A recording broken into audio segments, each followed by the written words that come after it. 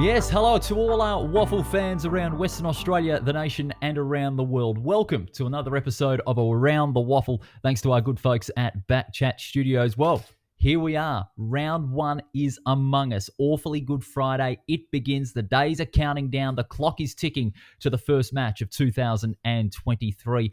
And we're going to delve into the players' perspective today. And none better than one of the players from the reigning premiers, West Perth. He's the dynamic pocket rocket in the West Perth forward line. He had another great season last year. Goal of the year, premiership player, and his first berth in the state team for Western Australia. Of course, I'm talking about Keegan Knott. He's our guest host today. Knotty, welcome. Paul, mate, thank you.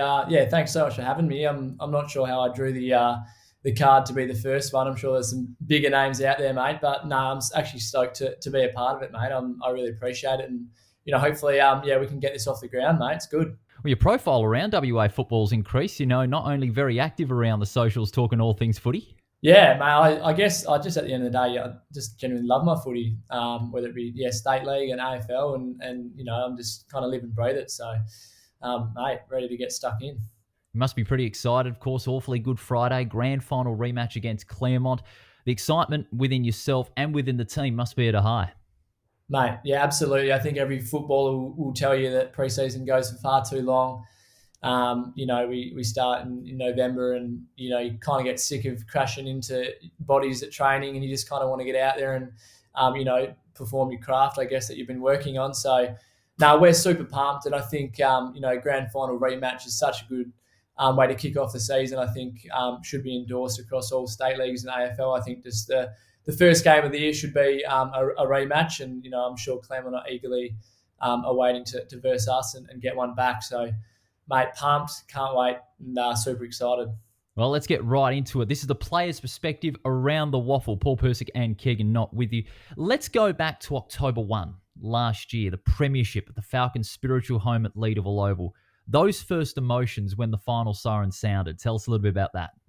I always, smile when I think about that moment. I guess, I think the first person I saw was Blackie. I just, hands went straight up. I thought there was actually a little bit longer to go. I think the siren blew, about the 27-minute mark. I thought there was probably going to tick over to 30. So when it went, it was just, complete elation. You kind of forget everything in that moment, and you just want to share it with the people that are there. And Blackie was the closest to me, and then we, ran over and, shared it with, initially us, and then within 30 seconds, that half of Leederville Oval was on the ground, and very special moment, something that I'll hold, close to my heart forever, mate. Those memories will never escape me.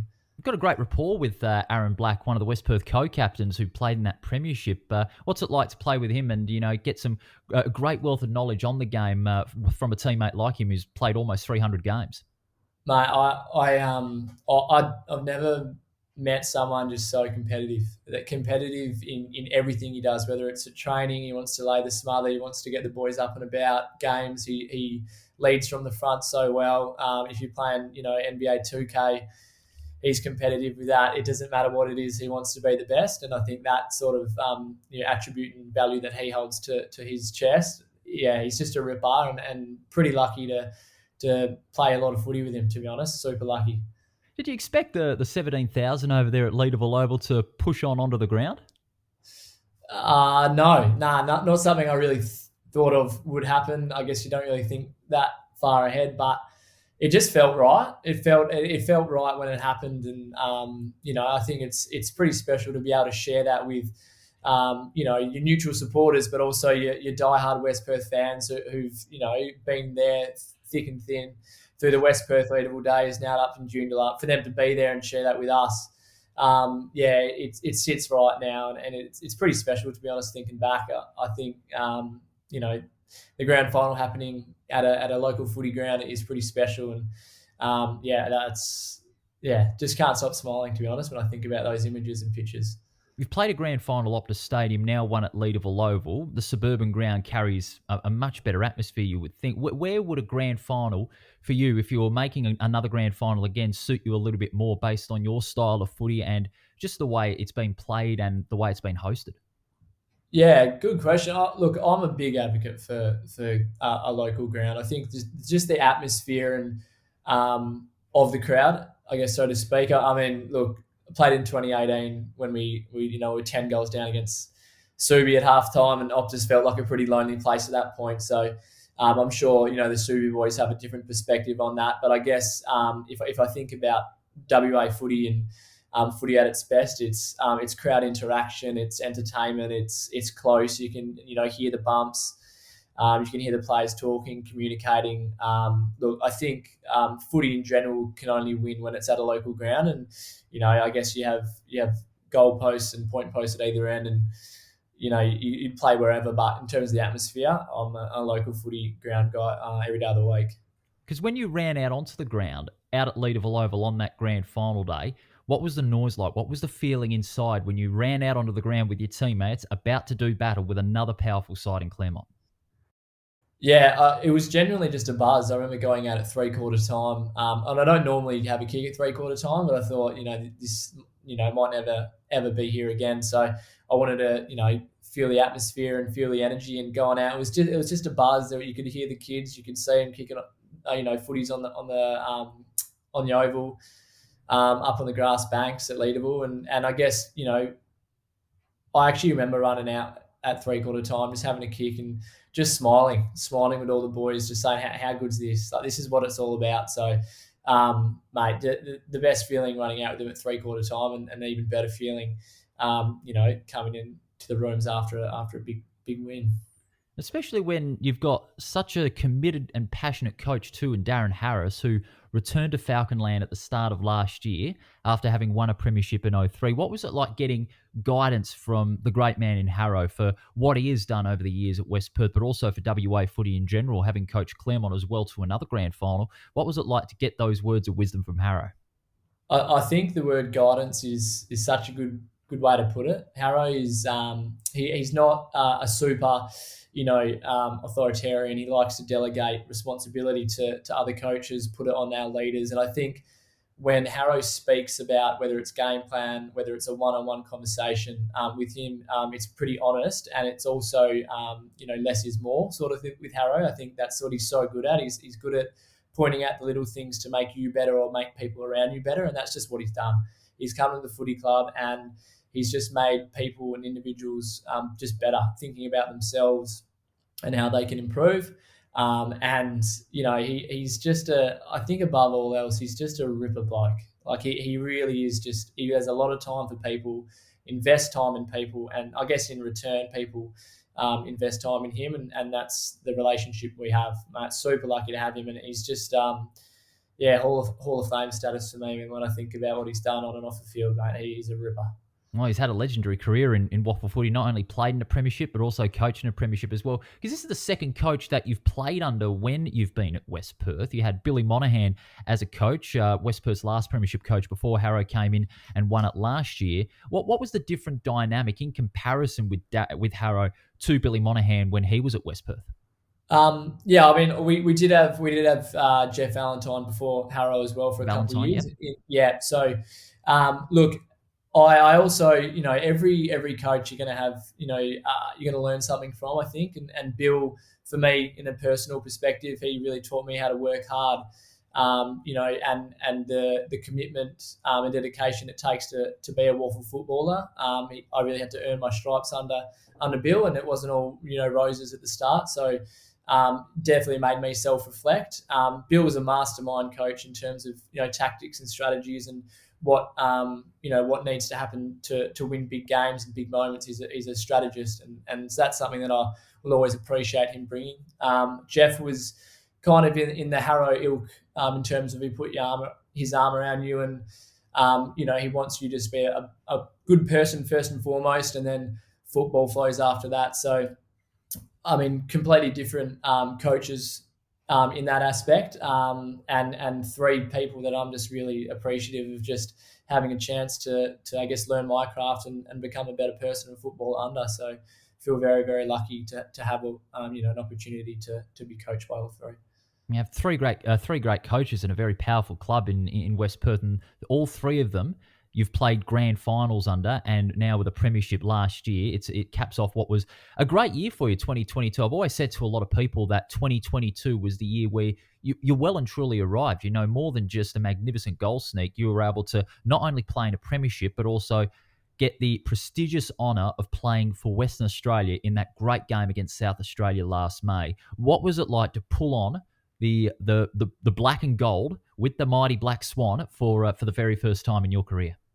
Yeah, I think it's probably something I look back now and I just feel super, super proud. I guess my footy journey hasn't always been, I haven't always been in the top, 5, 10, 15 best players of my every footy club I've been in. I've really had to work hard. And, my first 6 or 7 years, I played a lot of reserves footy. So there was times there where I thought, the belief wasn't there to play at that level. I went away and played for Northam as well. So there was times where I had to reflect and try to make myself, love the game again. And I guess, the second, I guess my career is in two halves sort of thing. And the second half of my career, I found a home, at West Perth, and I can completely understand now that I would not have, been able to put on that jumper, I guess, without being inside the four walls of West Perth. They're just a place where I can be myself on and off the field, and when I feel comfortable to express myself there, I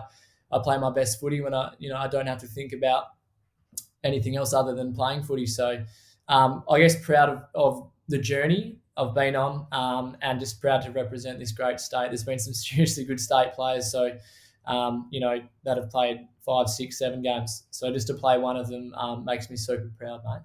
Well, some of your teammates that were there in that game, Ben Sokol, also Bailey Rogers, a former Sandover medalist, and a couple from East Fremantle as well. So some of those who really stood out to you playing for West Australia that day at Optus Stadium against South Australia, who were you most honoured to play with? I feel like I'm a little bit biased here, but well, first off, Noah Pecoraro did a super job on Menzel, and how he's not on the list kind of bewilders me, to be honest. Generally one of the best intercepting, marking defenders with seriously stupendous amount of skill.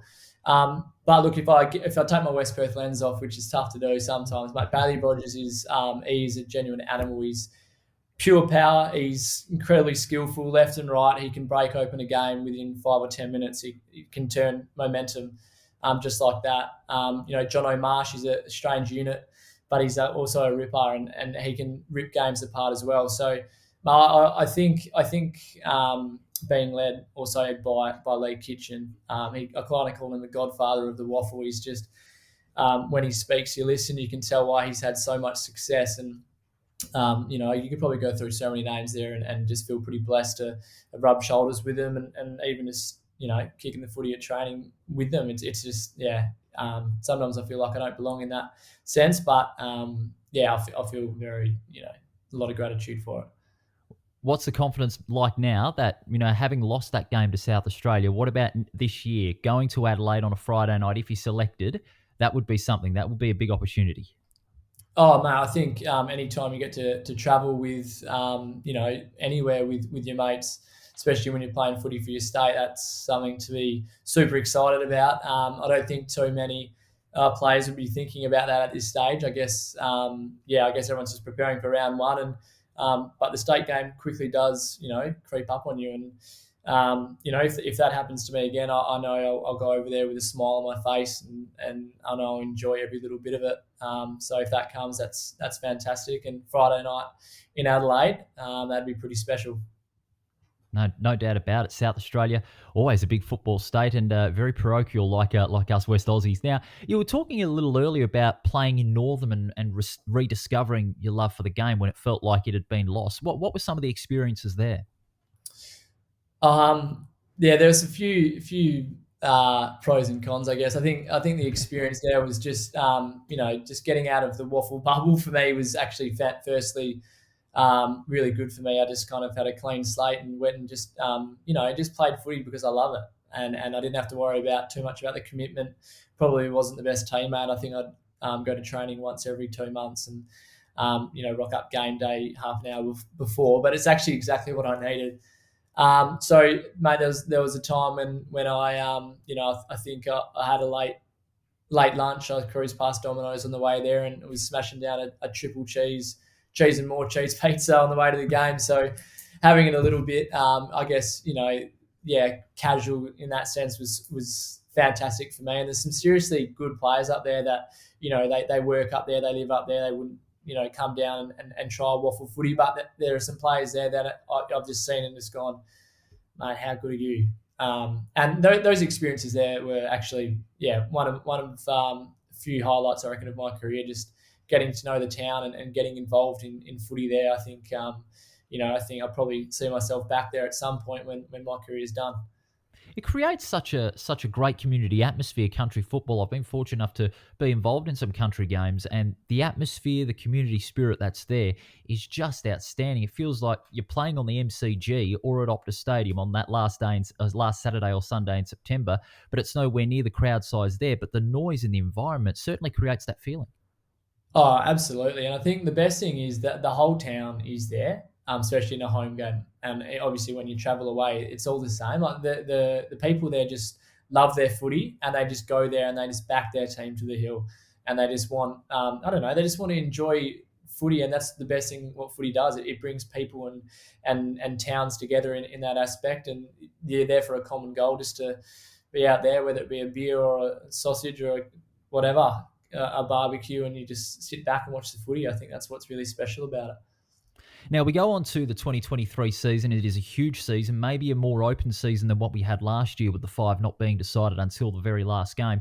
Which sides, from your point of view, do you think are going to be very tough for West Perth to beat this season? Because there were a few games last year where they really caught you by surprise. I mean, look at the game round 8 against East Freo at the WACA. That was a beauty. Swan Districts in the rain at Steel Blue Oval. Which of those sides do you think are really going to give West Perth a good fight in 2023? Honestly, if we're not on any, like if any team is ready to take us, that's the sort of attitude I guess that we have to adopt. So any team, if you're not on, can get you, and that's just how close the competition is. Every single club works. They clacker off pre-season, and every club's ready to go. So yeah, mate. Honestly, any team, any day can get you. If you're slightly off, you get punished. Well, if you have to take your West Perth cap off for a moment, and if Yeah. West Perth don't win it, who do you think does win the premiership this year? Jeez, that's pretty tough. That's tough. That's tough because you obviously want to win it. Yeah, I think Claremont. Yeah, I think Claremont. They're there and thereabouts. They've obviously, a core of that group have gone through some obviously grand final losses, and they still have a very, as I said, core group of players that are very, very talented. And so for me, it's pretty hard to go past them. East Fremantle, they got a genuinely very, very good list and a very, very good coach. So I guess those two teams from last year would probably be there if we're not, but we will be there. So they're going to have to verse one of us. Take it to the bank. Keegan Knott, West Perth in the grand final. But, I admire your confidence, man. You always got to be there. You always got to be at your best when playing at WAFL footy. I just want to go back to that round 8 game, if I may, because that game, even though it was the wrong end of the result, I think it was one of your best for the season, to be, again, containing that prowess up forward, kicking 4 goals and keeping the Falcons back in the game. It was such an important game for both teams, considering that they were battling for top spot on the ladder. And not a lot of people during the pre-season expected East Fremantle to even be in the top 4 or 5. Yeah, I mean, I think as I touched on before, they got a seriously good coach, and they have some seriously good leaders as well at that club. So, we could see kind of their progression the years leading up to last year, and that game in particular, was at the WACA, so it was actually a really pretty cool experience. I've only ever gone there, with my dad to watch the cricket, and I think I saw Brad Hodge double ton there actually. So to be on the ground instead was awesome. I think the build up was good. The ground's a bit shorter and rock hard, so 2 kicks from the back line, you're inside 50. So I guess it obviously helped me a little bit. I think I went into half time with a handball to my name. I wasn't having an impact at all, but I guess small forwards kind of prey on opportunity a little bit, and sometimes takes 3 quarters to find the footy, and then it might all come at once. But I mean, that game, I just remember being really high scoring. And that's kind of when, East Freo kind of announced themselves and said, hey, we're here, we're a pretty good team. And they got one up, up on us on that day. So but that would have been a cracking one to call and a cracking one to watch, I reckon. No, it was. It was certainly a great game. I think I called that day. It was the day the Sharks came of age, and that was when the moment East Fremantle fans stood up and took notice, and I think a lot of other fans stood up and took notice and said, "The Sharks, they're here, and they're not here to mess about." Yeah, no, absolutely. And I think you need those little wins, for a club that's up and coming like that for them to get that confidence as well. So I know that was huge for them, and it definitely, it helped them throughout the year, and they were one win away from a grand final berth. So they're pretty close. You talk about the forward line, and it's a very powerful forward line that West Perth have got. What's it like playing in tandem with Tyler Keitel? Mate, I love him. I love him on and off the field. He crashes pack so I can crumb. If I get the ball 70 out without even looking, I know where he is. And I guess that telepathy kind of just started with just a mateship, I guess, when I got to the club. He was one of the blokes that put his arm around me and we went out for coffees and just hung out and just developed a really good friendship. And I guess that took us onto the field. And Tyler and I now have this wonderful relationship where he knows where I am at all times and what I expect from him and vice versa. So I'm pretty lucky to play with, look, in my opinion, maybe controversially, but I think he's the best player in the comp. When Tyler is up and about, good luck. What about that? That's not a bad call. I consider him to be one of the top 4 or 5 players in the competition. Just the way he's able to maintain his balance when he's got the ball and then deliver and kick big bags of goals. And he's not afraid to kick about 6 or 7 goals on any given game. Yeah, and the thing, he's in the Aaron Black mold of he just doesn't like to lose at all, and he'll do anything to come out on top. And his competitive nature allows him to just be an animal for 100 minutes on a Saturday, and that's the TK that we love as a team, mate. Get Aaron Black and Tyler Keitel maybe on a 2K head-to-head battle. Yeah. Oh well, 2K still got Blackie pretty comfortably. But TK's the sort of bloke that he'd rip out the PlayStation and take home the TV as well if it was looking like he was going to lose. So, yeah. Well, based on the competitiveness, it'd be harder to pick than a broken nose, I'd have to say. Yeah, absolutely, mate. Now, what about, of course, the season ahead? The preparations, I can imagine, have been absolutely bonkers, after a premiership. You want to prove that premiership wasn't just a one-off. You want to go back-to-back, and you want to even go for 3 in a row come the end of 2024.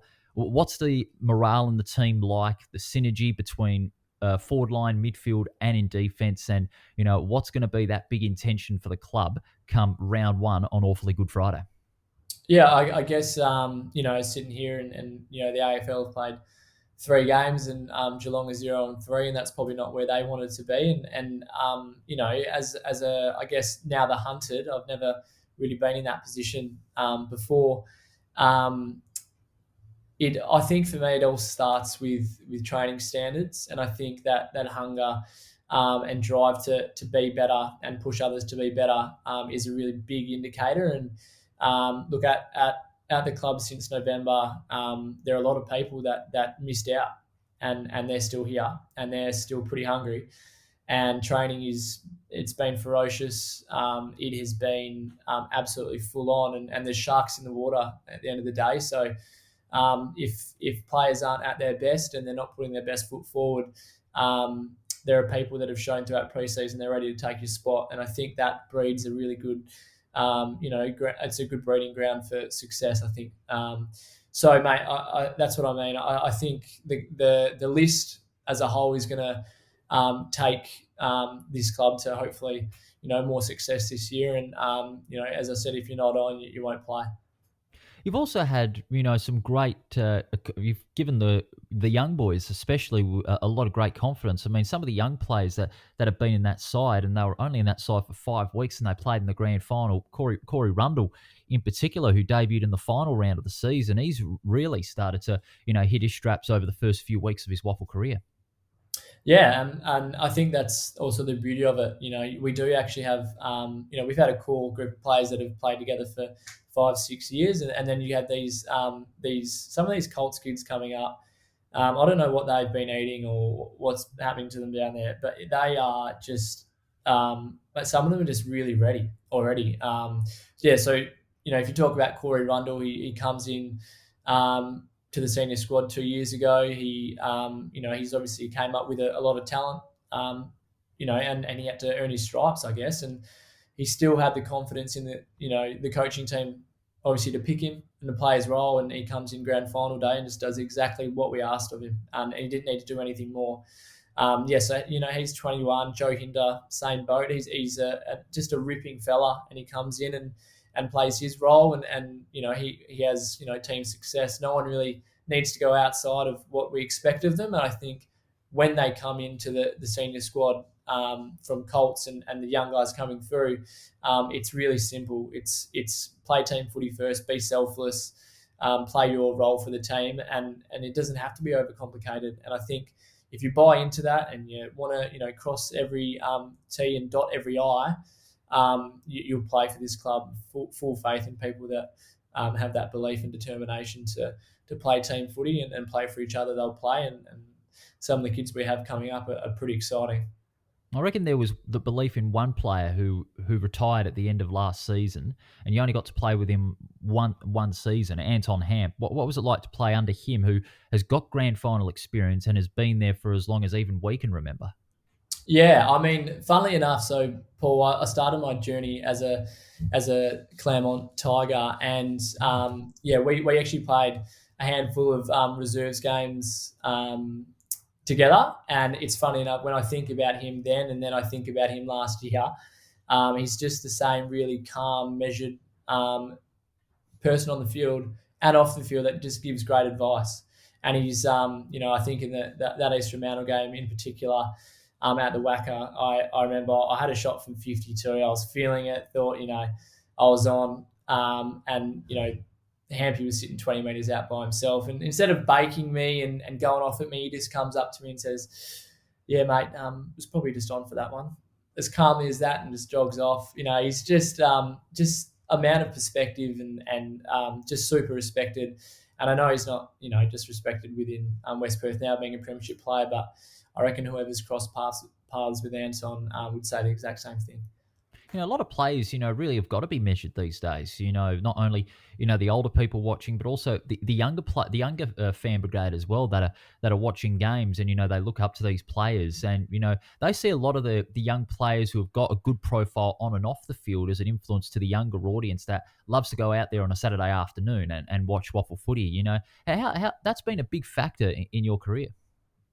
Yeah, and I don't think you realise the impact you do have sometimes until Saturdays, the game's finished, and you see families and kids and children in the room, and that real family feel. And I think that's why I love WA footy, is you get to be really close. And when some kids, or if I've got students coming from school to get an autograph or a photo or a high five, I think that's when you really realise how much you do, touch, I guess, the outer community. And, it's a really important role as well to be a role model like that on the field as well, because, kids are pretty attentive and they make their mind up pretty quick, whether they really, I guess, whether they like you or not, and your actions on and off the field, they pay pretty close attention to. So I think it's really important that if you're thinking of others in that sense, then hopefully some of that rubs off, and they can be good people and good footy players as well.